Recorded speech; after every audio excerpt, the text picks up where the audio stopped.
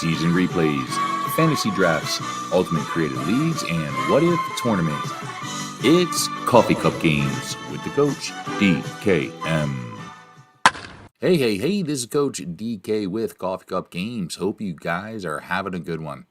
I recently posted 2 videos that I had done in the past regarding the Strat-O-Matic Hall of Fame. At the beginning of 2023, the Strat-O-Matic company announced that they would be having their inaugural class for the Strat-O-Matic Hall of Fame. And those that would be included in the Strat-O-Matic Hall of Fame would be 6 significant contributors to the Strat-O-Matic community over the past 62 years. Believing that this is somewhat vague, I decided to give a better definition for me to be able to help understand who I believe would be included as significant contributors. And I determined that it would be those who enhanced or improved the company, the community, or the culture of Strat-O-Matic. I then came up with 5 categories that I believe Strat-O-Matic should include when determining who will be included in their Hall of Fame. First, I determined that there should be some players. Second category would be leagues and tournaments. Third would be the employees that worked for the company directly. Fourth would be celebrities, and fifth would be what I called pioneers, which had 2 subcategories. First was the influencers, and second was the legends and icons. Under these categories, I came up with 65 potential nominees or candidates who I believe deserve consideration for the Strat-O-Matic Hall of Fame. I then took these categories and I put myself in Strat-O-Matic's shoes and tried to determine which of these categories would be most important, which would be least important. I came to the conclusion that leagues and tournaments probably would have the least amount of chance to be included in the Strat-O-Matic Hall of Fame for the inaugural class. Then it would be the celebrities. Third would be players, pioneers would be second, and the most likely category that would be included in the Strat-O-Matic Hall of Fame would be the employees. After ranking the categories, I then chose my finalists. I wanted to assure that my number of finalists that I chose from each category reflected the category's level of importance or likeliness that it may be included in the Strat-O-Matic Hall of Fame. Now remember, we're talking about the inaugural class, so therefore I think leagues and tournaments would be the least likely to be included in the Strat-O-Matic Hall of Fame, so they should have the least number of finalists. Employees, in my opinion, would have the most likeliness to be included in the Strat-O-Matic Hall of Fame, so they should have the most number of finalists. When all was said and done, I came down to 30 finalists, who I believe really could be considered or may be included in the Strat-O-Matic Hall of Fame. After picking the finalists, I determined that there may be some who are very deserving or more deserving than almost anybody else, but at the end of the day, they will not be included in the Strat-O-Matic Hall of Fame. The first was Hal Richmond, the creator and the founder of Strat-O-Matic. I believe he is still very involved in the organization, and he would not include himself in the Hall of Fame. Number 2 was Glenn Guzzo. I believe without a shadow of a doubt he is the most deserving person to be included in the Strat-O-Matic Hall of Fame who did not work directly for the company. But because of his impact and his influence and how much he is appreciated by Hal Richmond and those in the company, I believe Glenn Guzzo was part of the selection committee for the Hall of Fame. And therefore I believe he removed himself from consideration. And the last person who will not be included in the Strat-O-Matic Hall of Fame, even though they are very deserving, is Bob Winberry. The reason Bob Winberry will not be included is because he still currently works for the company and by default is not eligible for the Strat-O-Matic Hall of Fame. That's just my opinion, but I believe upon retirement, Bob Winberry will be a shoo-in.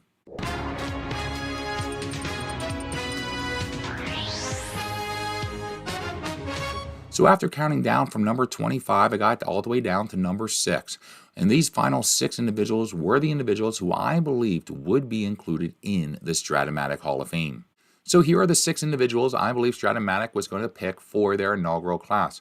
I'm going to be giving these in alphabetical order. If you want to know where they rank, you can check out the last video where I went over the Hall of Fame finalists. My first pick was Steve Barkham. He's a former employee of the company who worked there for almost 5 decades.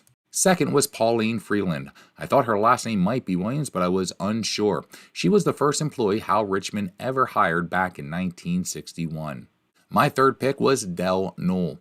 He was the creator of the Strat-O-Matic Review, which was a publication that existed during the 1970s and the 1980s for almost 20 years. He was also a key leader at the National Strat-O-Matic Conventions in its early years.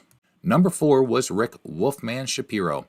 He was the publisher and the content creator for the Ultimate Strat Baseball newsletter. This was the third of 3 major publications that were put out to try to help build the Strat-O-Matic community. Fifth, I had Tom Swank. Otherwise known as the missionary, he was quite the respected ambassador, a passionate player, and one who emphasized trying to grow the community as well as develop the culture in Strat-O-Matic. And last is James Williams, otherwise known as James Leon Williams. He was the second employee Hal Richmond ever hired, and he worked for the company for over 4 decades. He ended up starting as a sales manager and eventually became an executive, and he was also the son of Pauline Freeland. So here are my selections for who I believe Strat-O-Matic would include in the inaugural class of the Strat-O-Matic Hall of Fame. I had Steve Barkum, Pauline Freeland, Del Newell, Wolfman Shapiro, Tom Swank, and James Williams. Did I get them all right? Did I get some of them right? Did I get them all wrong? And how did I do with the 3 people that I believed were deserving but ultimately would not be included in the Hall of Fame? That was Hal Richmond, Glenn Guzzo, and Bob Winberry.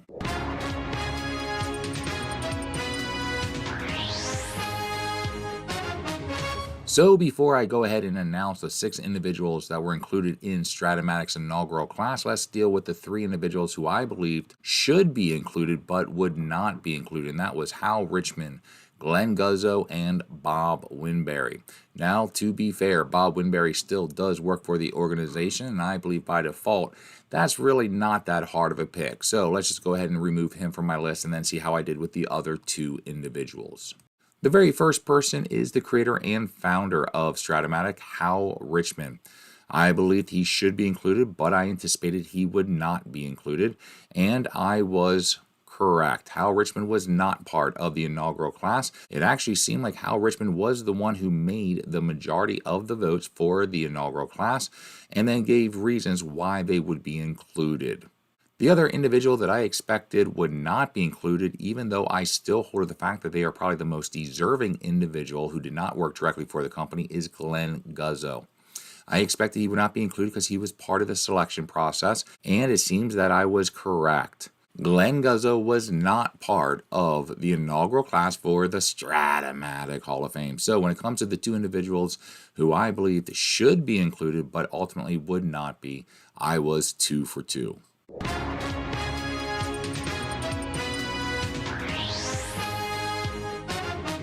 So here are the 6 individuals that the company selected for the Strat-O-Matic Hall of Fame.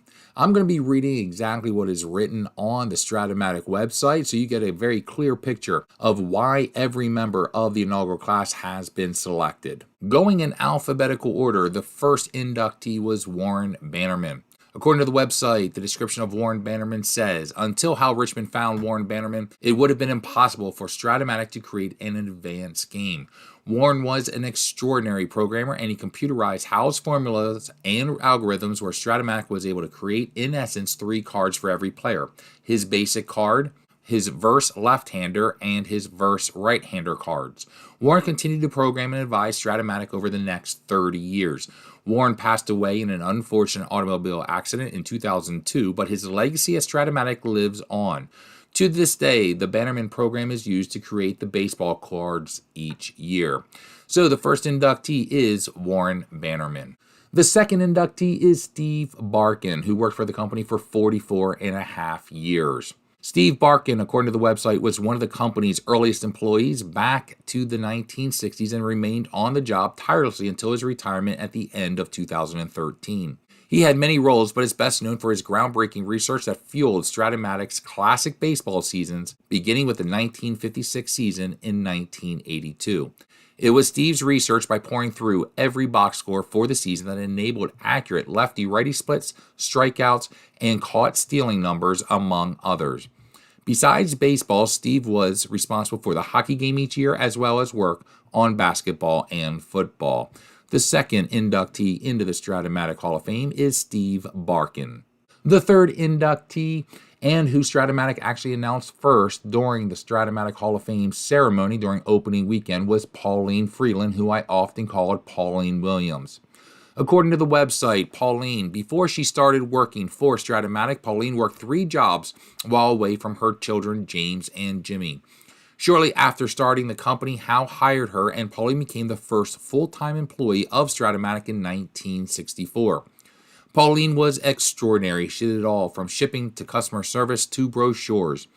Over her 40-plus years at Strat, Anything and everything that needed to get done, Pauline was there. Her work ethic was unrivaled. Pauline was simply a wonderful person. We always say that Strat-O-Matic is more than a job, it's a family. That began with Pauline. Pauline Freeland is the third inductee into the Strat-O-Matic Hall of Fame. The fourth inductee is Del Knoll. According to the description on the Strat-O-Matic website, it says Del Knoll first began playing Strat in June of 1963. In March of 1971, after a phone call to Hal, Del ran the first issue of the monthly Strat-O-Matic Review, the first significant publication dedicated to Strat-O-Matic. Del was the editor of the newsletter for the next 20 years. The review's inviting line, "So you think you're the only one," united Strat-O-Matic gamers. They shared biographical notes, game experiences, playing tips, rule interpretations, classified ads, and more. In many respects, the review created the Strat-O-Matic community that would not have been acquainted otherwise. In addition to the review, Del helped Strat-O-Matic organize and run the first convention in 1973 in Brooklyn. Del Knoll is the fourth inductee into the Strat-O-Matic Hall of Fame. The fifth inductee is Bill Sindelar. According to the Strat-O-Matic website, it says how Richmond considers Bill Sindelar Strat-O-Matic's first customer. Bill began playing Strat-O-Matic in 1961, and while he might not technically be the first to purchase the game, Bill was the first customer to interact with Hal on a personal basis and let him know his thoughts on the game. Later, Bill became one of the first computer Strat-O-Matic players. Bill was easy to get along with, and always happy to send suggestions to Hal and Bob Wemberry for the Windows game, some of which have been implemented and are still used in the current versions of the game today. The fifth inductee is Bill Sindelar. The sixth and final inductee into the inaugural class of the Strat-O-Matic Hall of Fame is James Williams, sometimes called James Leon Williams. According to the website, it says James Williams began his Strat-O-Matic career in the shipping room. Over the next 44 years, James became Hal Richmond's right-hand man and the first executive of the company. He was indispensable, working on Strat's basketball, football, and baseball game. However, he may be best known by customers for his kindness and gentle spirit. Everyone who ever came in contact with James says the same thing. James is a wonderful person and the nicest guy. Hal has said that James was like a younger brother to him. The most humble person, James' strength came from his amazing mother, Pauline, and his love for his incredible family. The sixth and final inductee into the Strat-O-Matic Hall of Fame is James Williams. So there you are, the six individuals that were included in the inaugural class of the Strat-O-Matic Hall of Fame. It was Warren Bannerman, Steve Barkin, Pauline Freeland, Del Knoll, Bill Sindelar, and James Williams. So out of the six individuals that were actually selected for the inaugural class, how many did I actually get right and how many did I get wrong? Where do I believe Strat-O-Matic got it right and where do I believe Strat-O-Matic got it wrong? And where was the difference between my opinion versus theirs? And how ultimately do I feel about the individuals that they included that I did not?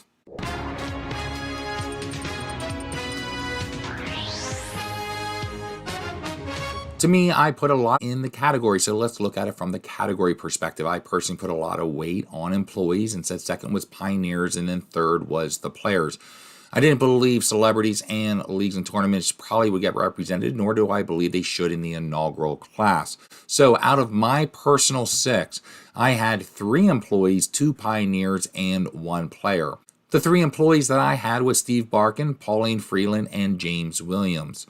The 2 pioneers that I had was Del Knoll and Wolfman Shapiro, and I included Wolfman Shapiro primarily because I did not believe Glenn Guzzo would be included. Otherwise, he would have been my pick. And then the 1 player that I included was Tom Swank. For the Strat-O-Matic inaugural class, I believe myself and Strat-O-Matic were pretty well aligned. I had 3 employees, 2 pioneers, and 1 player. Strat-O-Matic went with 4 employees, 1 pioneer, and 1 player. So the only difference really was that I had 1 extra pioneer and they had 1 extra employee. Otherwise, our category distribution was pretty much right on. Another observation that I made was when it came to what we defined as a significant contributor. I defined it as those who had an influence and impact on the company, the community, and the culture. I do not believe I was too far off when it came to what Strat-O-Matic defined as a significant contributor. The only real difference was that Strat-O-Matic put more of an emphasis on the firsts. Those individuals who were the first to do something for the company. That was one area that I did not have as part of my description or definition for significant contributor. Otherwise, I believe I was pretty much aligned with what Strat-O-Matic was looking for in their inaugural class. So now let's go through who they did pick and how I feel about those individuals.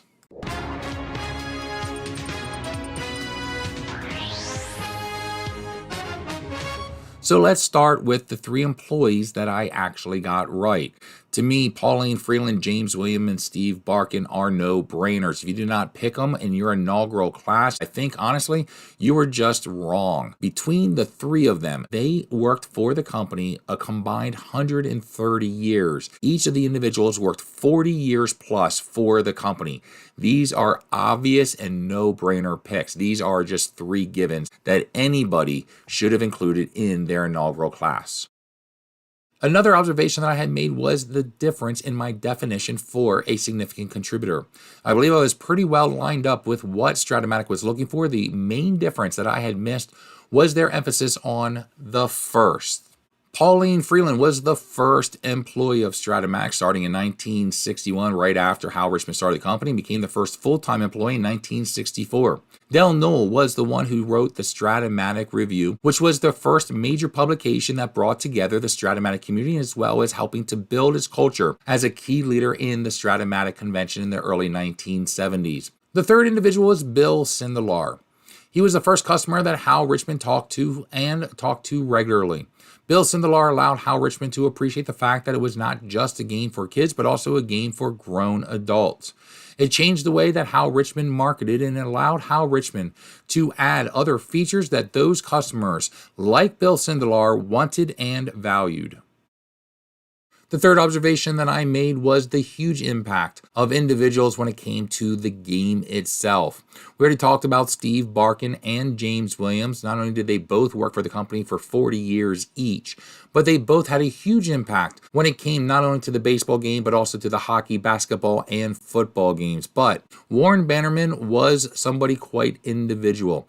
He allowed the game to completely transform from the basic game into the advanced and super advanced game that all of us pretty much play in any league or in any tournament, or even when we play by ourselves. Warren Bannerman had a huge impact when it came to changing the game for the best for its customers, as well as help to build its community and the culture. So, as mentioned, out of the 6 individuals, I did get 4 right. Steve Barkin, Pauline Freeland, and James Williams should have been on every person's list. I believe Del Noel was the first and most impactful when it came to the Strat-O-Matic Review, which was the first major publication that brought together the Strat-O-Matic community. And then the 2 individuals, Warren Bannerman and Bill Sindelar, I do appreciate the fact that they included a player. I also appreciate the fact of what Warren Bannerman did, but I still struggle with the fact that Hal Richmond and Glenn Guzzo were not included. I appreciate the fact that Hal Richmond would not include himself. I get it. But Glenn Guzzo, in my mind, should have still been part of that final 6. Who would have replaced? Well, let's talk about the 2 individuals I did not get right, and that was Warren Bannerman and Bill Sindelar. Now, with Warren Bannerman, I did have him ranked in my top 10 at number 9, and I believe that is the right spot. I believe he is a top 10 candidate. I personally still struggle with the fact that he made the inaugural class. I believe Warren Bannerman should be in the 2nd class of the Strat-O-Matic Hall of Fame. It is without doubt. His impact on the game is unbelievable. What he's been able to do to transform the game from the basic format until the advanced and the super advanced is without question. All of us opened up our very first box of Strat-O-Matic and got our very first cards and rolled our very first dice, and pretty much all of us, first time we ever played the basic game. But as we grew and as we matured, we fell in love with the advanced and the super advanced game. And that became a reality because of Warren Bannerman. His impact on the game was without question, and us as the community have benefited greatly because of it.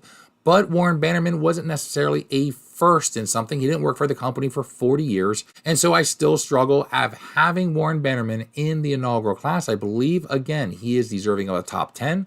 And I do believe he should be in the second class for the Strat-O-Matic Hall of Fame. Regarding Bill Sindelar, boy, did I miss this one. I did not appreciate how much of an impact he actually had. I had him ranked at number 25, and after understanding who Bill Sindelar is, how much of an impact he actually had on Hal Richmond and the game itself, I believe he should be included in the inaugural class. And personally, I love the fact they included a player. I believe it represents us as the community. Bill Sindelar was able to help convince Hal Richmond the game was not just a game for kids, it was a game for grown adults. He was able to encourage Strat-O-Matic on features that we appreciated and that we wanted, and he made suggestions accordingly. And most importantly, he allowed them to understand how to market to us. It changed the entire mindset of the company, allowing them to appreciate who their community and their customers actually were. Bill Sindelar was our voice when it came to talking to Hal Richmond and Strat-O-Matic, and to him we are forever grateful, and we should be. So in my mind, I missed the mark when it came to Bill Sindelar, and he should be included in the inaugural class of the Strat-O-Matic Hall of Fame. So there you go. There's my take on the inaugural class of the Strat-O-Matic Hall of Fame. I believe I was pretty much right on when it came to the categories. I believe they should still maintain those categories when it comes to building their Strat-O-Matic Hall of Fame. I believe they need to include players. I believe they need to include leagues and tournaments, celebrities, employees, and pioneers. I believe how I ranked them and who I thought was going to make it, I think I was pretty much right on. I was only off by one. I had one more pioneer versus one more employee that Strat-O-Matic included. I believe I did a good job when it came to understanding what is a significant contributor, but unfortunately I did miss one key factor that Strat-O-Matic included for their inaugural class that I did not, and that was those who were the first. I did not consider that, and that may have changed my view. And by understanding that a little bit more and understanding some of the individuals who were included in the inaugural class, I have completely changed my vote when it came to Bill Sindelar. I had him ranked number 25, and if I had to do it all over again, I would now include him in my inaugural class. I really, truly would, understanding the concept and the importance of being the first. And lastly, I still will hold to the fact that I believe Glenn Guzzo should have been included in the Strat-O-Matic Hall of Fame, and I believe Warren Bannerman, who I had in my top 10, should be in the next Strat-O-Matic class and not been in the inaugural class. But I have no arguments with why he was included and the fact that he is included. So hopefully you guys enjoyed these 3 videos about the Strat-O-Matic Hall of Fame. You saw who I had as potential candidates. You saw my finalists that I predicted, and now finally you have my review. So that's my vote, that's my choice, that's how I'm going to stick. But anyways, I hope you guys enjoyed these 3 videos when I talked about the inaugural class of the Strat-O-Matic Hall of Fame. Until next time, this is Coach DK. Have a good one. Bye.